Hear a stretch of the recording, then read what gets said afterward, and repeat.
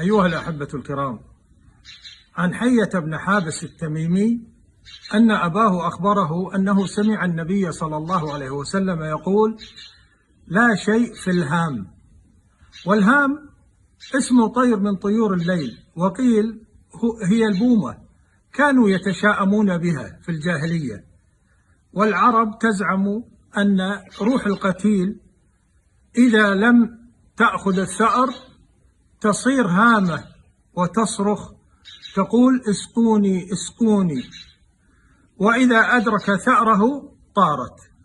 فنفى هذا الاعتقاد الإسلام، فيقول عليه الصلاة والسلام: لا شيء في الهام، أي ليس هناك هام، وأصدق الطير الفأل.